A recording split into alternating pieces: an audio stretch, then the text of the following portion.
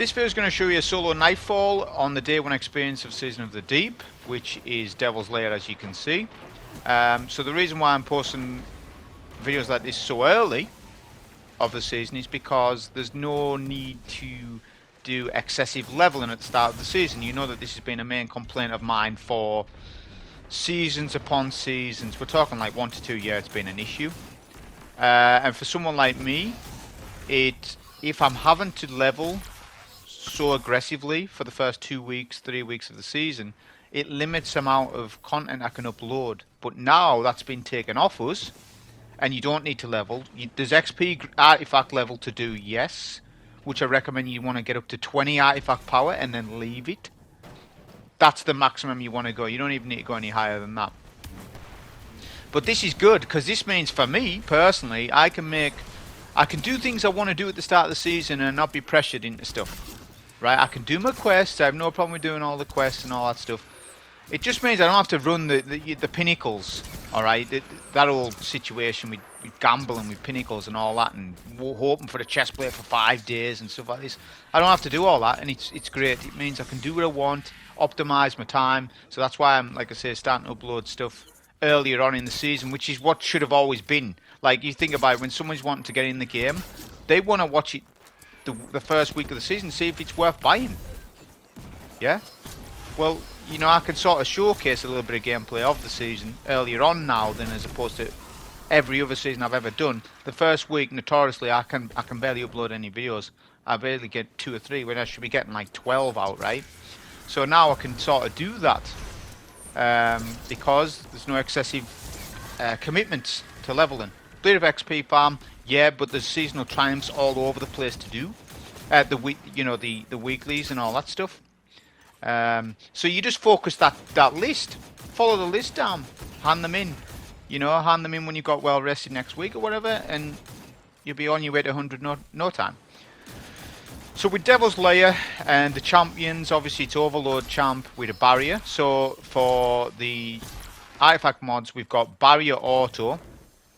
That's the only barrier mod we've got. So when you're doing long range engagements, when you're playing a Nightfall that has long range engagements, I would rely on an intrinsic weapon with barrier. Arbalist or Wishender. They're going to be your best bet. Wishender, I would argue, is the best weapon in the game and has been since last season. Why? Well, because of the overcharge buff thing. So when you match a subclass to the surges, your kinetic weapons gets the overcharge buff. Wishender already does huge damage per shot. If you match, so it's Arc Surge this week. That's why I done it. Match that, my Wishender's putting out huge damage. GM level or not, it doesn't matter. It's gonna one-shot most red bar enemies, and then 2 or 3 shot orange bars.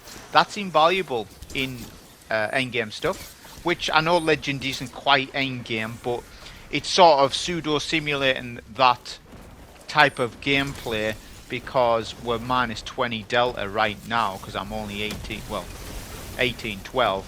The Legend Nightfall is 1830, right? So it's sort of simulating how I would play if this was a GM right now, right? Just imagine in your mind, close your eyes, it's a GM. I would play it the exact same as I just played it for this.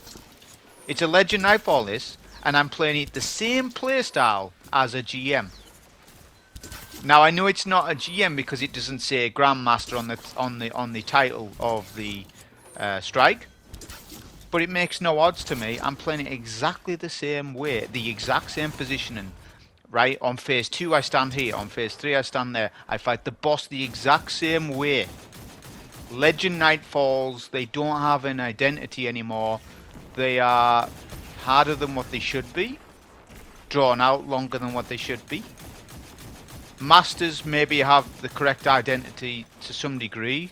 No, they don't actually. No, because actually Masters are harder than GMs, and I've already said this. If a Master Nightfall, if you are under level by 20, plus Togetherness is on, a solo Master is harder than a solo GM. The difficulty scale, and but if that's the case, if we've still got Togetherness, attrition and all that rubbish, if we've still got all that, the scaling's all messed up. that means for the first 2 weeks, well, few weeks of the season, people are going to be playing tougher on Masters than GMs. Why? Grandmaster is the difficulty above Master. That should therefore be more difficult than a Master. So maybe scale down the difficulty of Masters. The mods, it's the modifiers, them silly modifiers that we've had for so long. I mean, I assume they're still in the game, right? Unless I've missed it where they said that they've removed togetherness. I would doubt it. I would doubt they've changed the formula. It will be probably just the same. So with Devil's Lair, like I say, there's different ways of... It's very dense, like a lot of ads in this, right? There's different ways of playing it. And it's all about where you stand is how easy it is. Don't get me wrong, like I say, if you're doing it day 1, you're 18, 10, whatever, you're going to get hit hard in this Nightfall, right? It is going to be sort of similar to a GM sort of situation.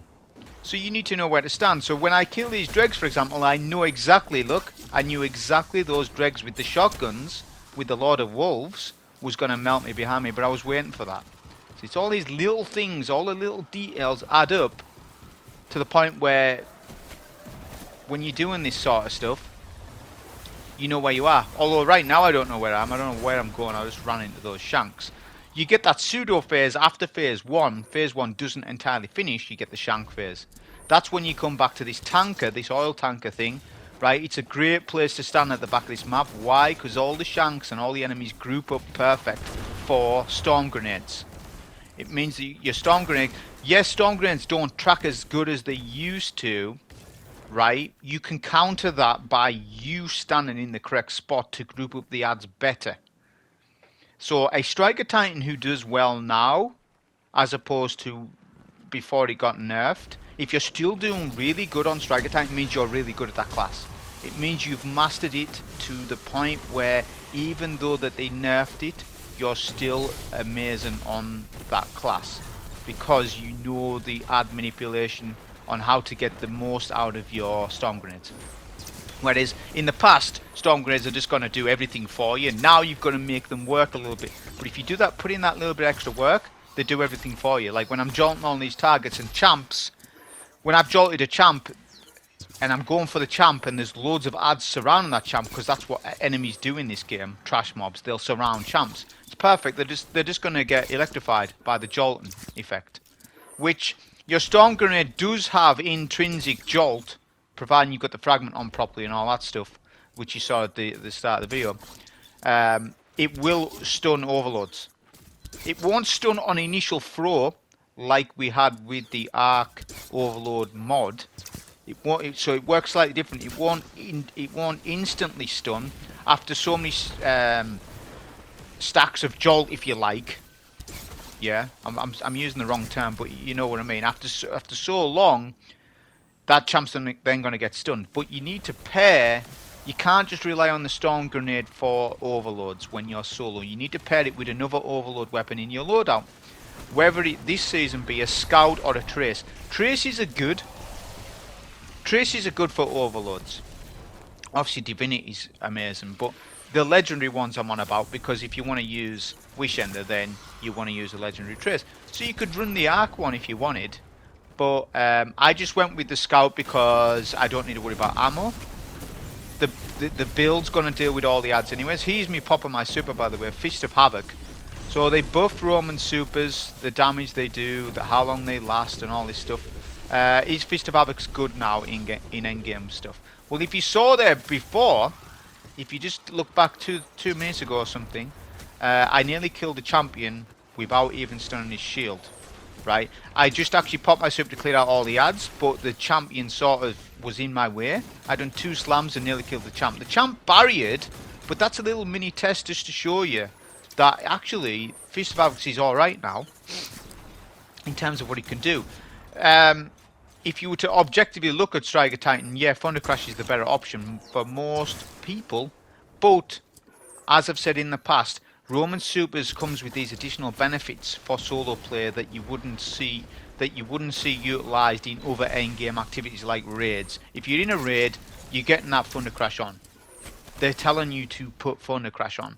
When you see that newbie play with Fist of Havoc, you laugh at them and look at that, what's he doing and stuff like this. But in actual fact, it's the reverse in solo play. You can use it to your advantage. So if you need ammo and you haven't got a shoot to loot weapon on, because maybe you couldn't fit it in or whatever, or you haven't got that particular role, then you can pop a super, clear out loads of ads while tanking all those enemies and get those bricks that you need, which you see me do. You'll actually see me do that later on at the boss fight. That's a little extra tip, like an extra thing. T-Crash isn't going to do that for you unless you've got Curious of the Fallen Star on, which means you're not using a Storm Grenade build because you've took Heart of Inmost Light off, which is a worse build for solo play because there's no neutral play off it. Yeah, you're getting that super that's going to melt that champ. Yeah, fair enough. But then what?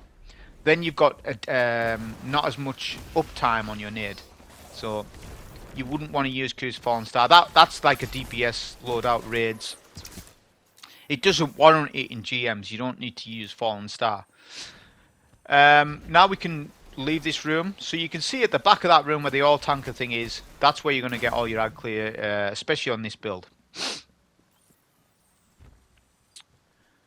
This little mini room here, I like to lead with a Storm Grenade because as soon as the ads see you, they like to hide and stuff, so you can get your nade in as soon as. Just clears them out quicker. Your goal is to just clear out all the ads straight away before even deal with the overload. I've just noticed on the left hand side it says a champion is no longer vulnerable. So they give you extra text to tell you when to stun the overload. I don't know if this is helpful or not. I've only just noticed it in the last hour that this is an actual thing. Does it proc on barriers? I don't know. I assume this is just an overload mechanic or maybe even unstoppable. I don't know. The flavor text, I don't think it's going to be helpful. Because that's procking, but the champ is also overloaded anyways. So look, it says champion is no longer vulnerable. That's false. I'm hitting him with an explosive style weapon, keeping him overload. So actually that's misinformation. The champion is vulnerable. Is actually vulnerable. It's the opposite. So the text is trying to help the player, but it doesn't take into account of extra benefits you get from certain perks like explosive payload. With this barrier, it's see with the barriers, the fallen barriers, they look up. Their crit spot is an eye and it looks up. It's sometimes awkward to hit that crit when you're dealing with them, which can be annoying, but you want to take out that barrier as soon as possible, really, and get a Storm Grenade down to clear out jolt all the targets, and try and get the champion down as quick as you can. It's worth spending the heavy, to be honest, because once the champion is down, it means the champ isn't going to tether all the enemies and you're not going to get sniped. Because the most threatening thing in GMs isn't like bosses and stuff, it's always snipers. Always has been a thing. Like notoriously in GMs in the past, we've been one shot, like Lair, remember that, with the void nades and getting sniped and stuff like that. Especially you could get one shot by those raiders. In Arc Nightfalls, it's always Arc snipers that are an issue, so that you have to prioritize them and play around them and prioritize taking those out first. When possible.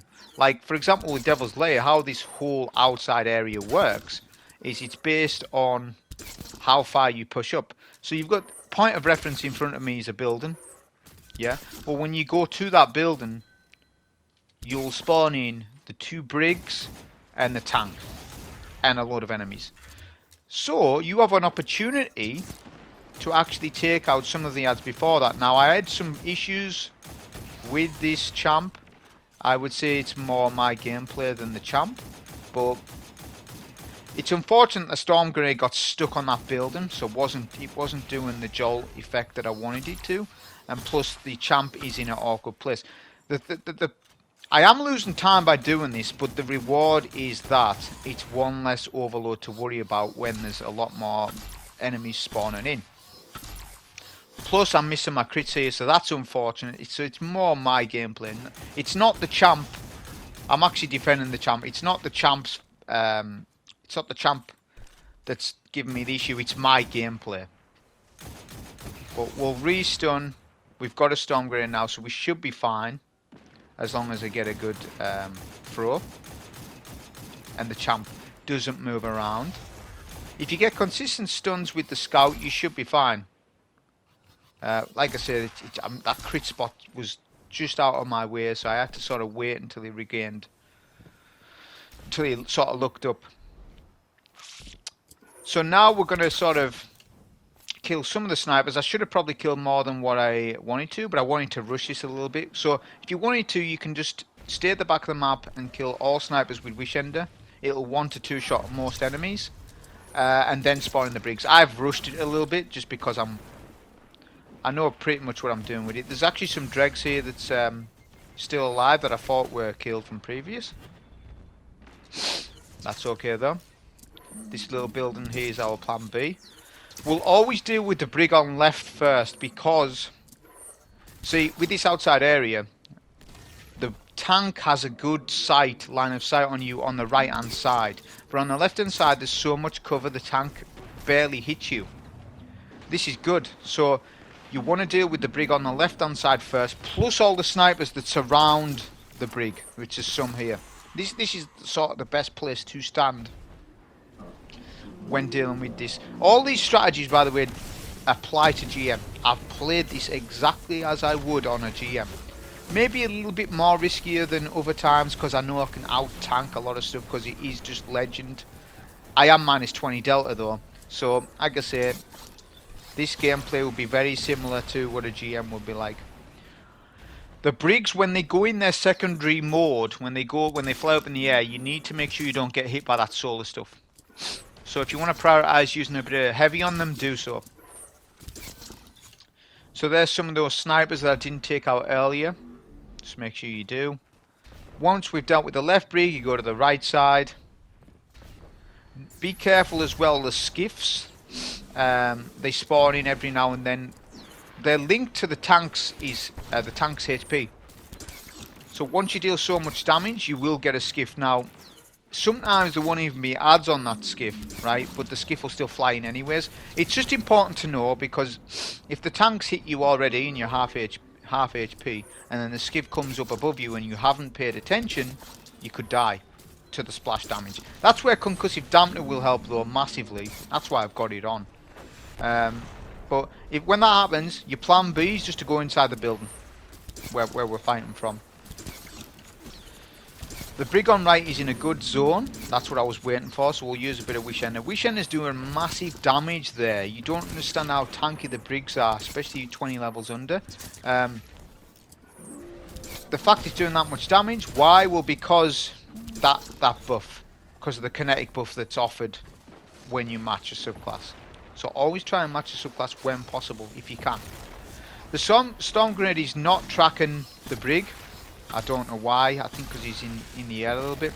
So I've used a bit of heavy there. I'm using a bit more heavy than what I should be doing. I recommend you try and save a good amount, especially with Taipan, because Taipan you're going to get a lot of ammo back with triple tap, providing that you've got triple tap on it, which you should be having triple tap on it.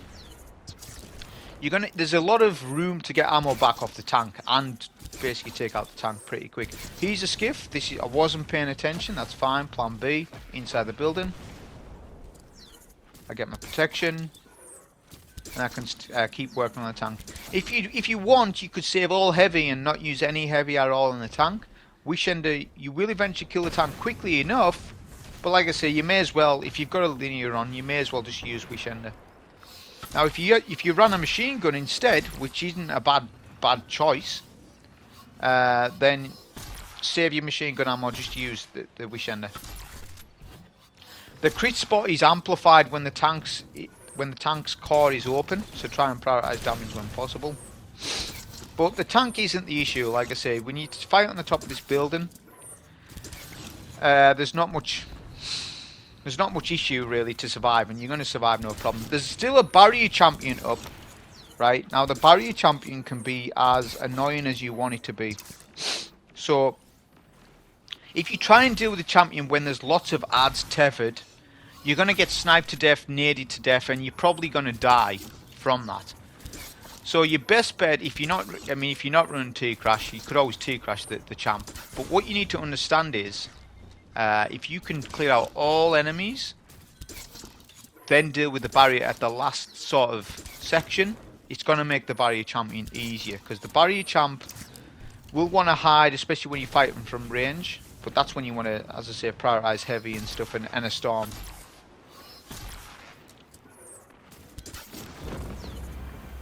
Tank is dead now, that's good. So we're going to stay up here because the overload, there is one more overload, which sits in middle. I know this from experience, so I can sit up on the top of this building and just take advantage and just use the explosive style weapon just to keep overload maintaining on the champ. Try and get a storm grenade when possible because it'll speed it up for you, and it might give you an opportunity to take out some of the dregs that are hiding as well. I've got no heavy left, but I do know there's a couple of bricks around. Make sure that you're managing your ammo in this section, because it's very easy just to spam all your ammo and then go to the boss fight with no ammo. I don't recommend that's the way you play it. So you need to pick and choose which champs are easy, which champs are hard. Like, champs that are easy, just use your scout and a storm. You'll take the champ out in 10 seconds, as opposed to 5. So you're losing 5 seconds, but you're also gaining the fact that you're going to have some ammo available to you at the boss fight. Yeah? So pick and choose, manage your ammo. Like, I do know there's some bricks down there. So when I'm done with this encounter, I know that I'm going to have some ammo to pick up. And I've got Void Scavenger on. So make sure that you always have a Scavenger on when you're soloing. It's still something you always want to put on, is Scavenger. And a holster as well, if you can. It's always nice. So this is what I was on about with the barrier champ. Now, look at the red box in front of me. There's a red box with a white stripe. Don't push to that box, because you spawn in the next set of enemies. Now, I thought there was a champ, an extra champ. There is a champ at the back, but I was thinking there was going to be 2 extra champs, because that's the master rotation, and there isn't. But this is how you would play it anyways, is you need to take this barrier out from range, essentially, right? So you're waiting for your perfect opportunity to do that. But like I say, I was expecting another champ. There isn't. Well, there is, but I was expecting 2 champs, but there's only 1. Another skipper spawned in. Notice that? No enemies. Sometimes that happens time to time. You've got to be careful. Now I can push past this box. This will spawn in the enemies. There'll be 2 arc captains. So generally there'll be 1 arc captain, 1 overload. That spawns right there, but this time it's not. I took too much damage there. I was planning to super at full HP, so this was kind of bad. My goal with this super pop was to take out 2 captains. Didn't happen because one of them backed off. I took out one of them though, so that's not too bad. Well, it could have been much better. Watch for the invisible marauders. If you haven't took them out from earlier under the bridge, that's where they hang out, then they'll push, which there's 3. So there's another one here.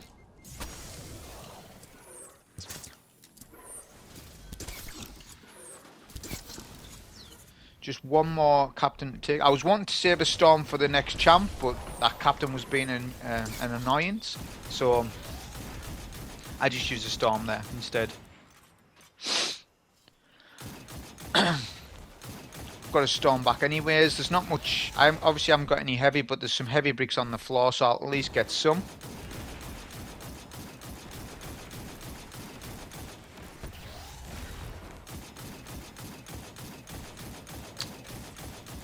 As you can see, the scout does a good job of taking down the champ, even without heavy.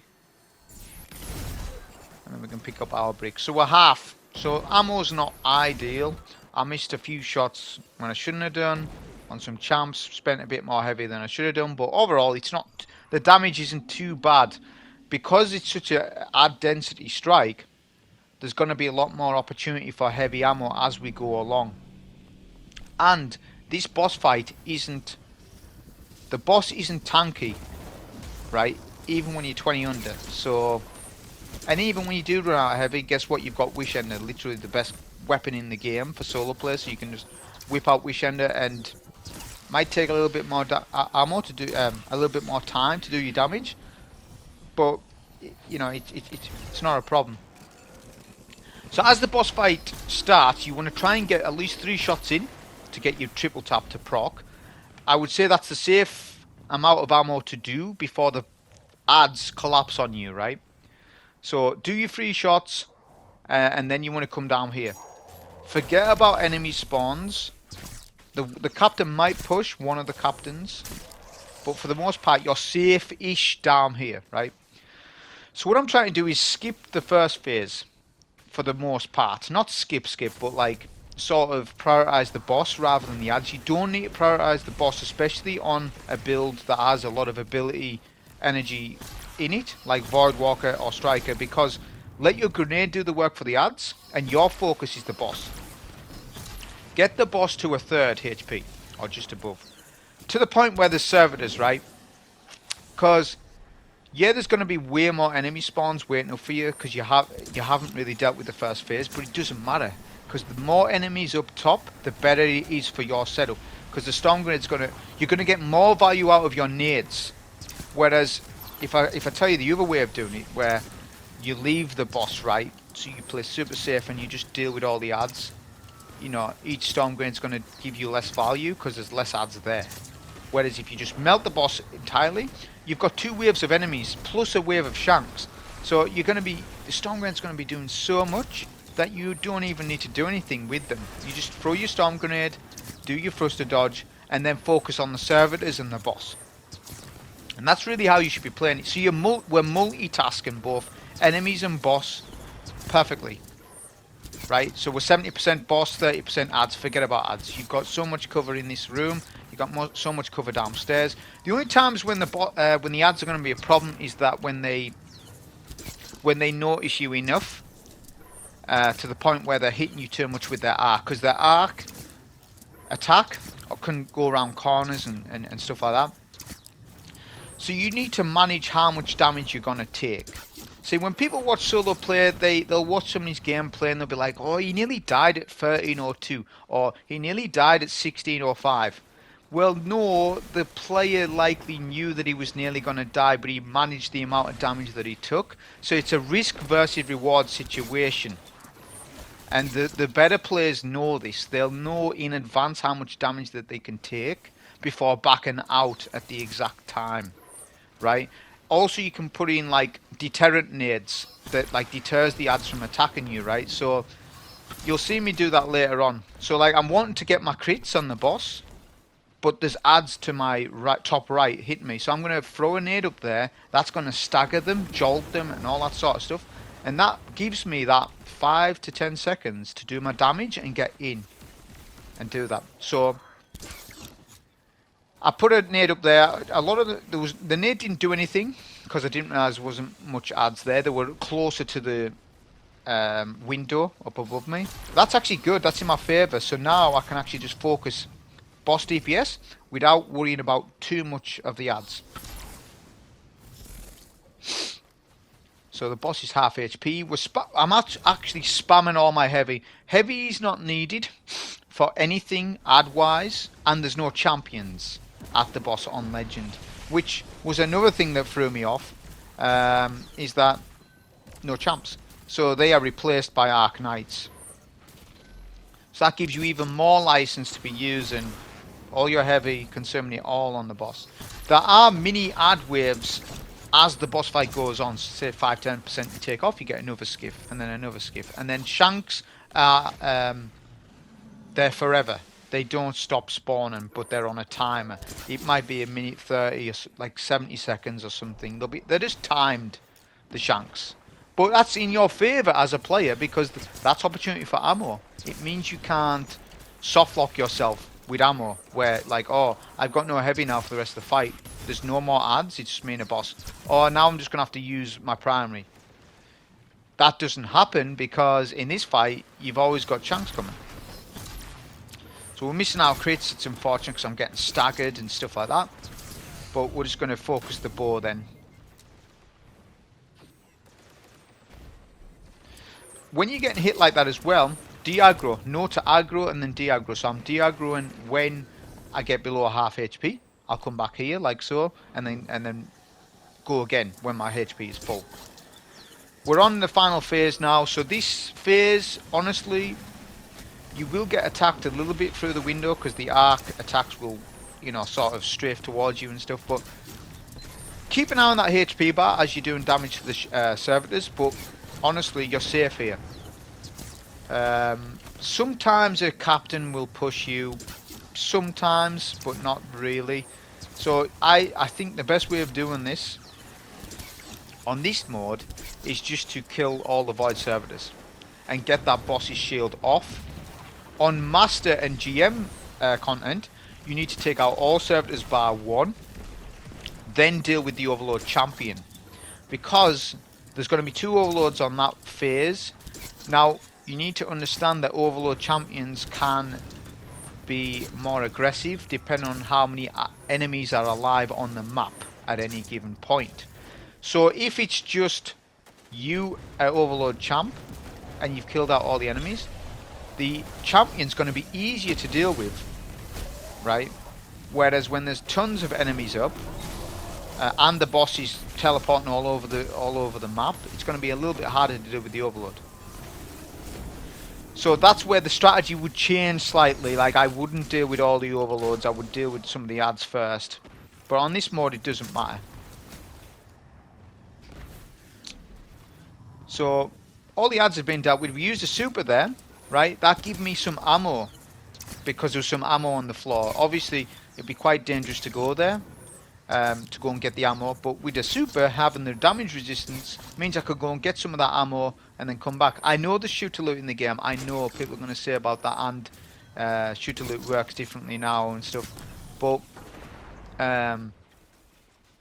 you can do it other ways of getting ammo safely. So now we're on the final phase. I'm going to try and get as much damage in as I can, because as this phase is starting, there's adds starting to come up that ramp. So I could safely get in some damage. I took my risk of how much damage I could tank, then I backed off. It's not a lazy movement thing of, oh, I'm getting hit. No, I'm actually sitting there, standing my ground a little bit, trying to get as much damage in as I can, and then I retreat. So I'm managing how much HP I can take. To be honest with you, on it, now that I've been playing Warframe, where you see your HP, the value of it, so it gives you a figure. Destiny should have that, so it should have a percentage, not just a bar, right? It should actually tell you actively the percentage of your HP, like a number below it. That would be so helpful. Because if you didn't know, I was playing a lot of Warframe and quite enjoying that. But obviously I've returned to Destiny for the new season to see how it is. I don't really know how good it is at the minute because I haven't played enough of it to know. But now we're just going to focus Wishender damage because we've got no ammo left. Forget about the adds up top because now the boss is just literally going to die at this point. That was a solo on this. Hope you enjoy. Thank you.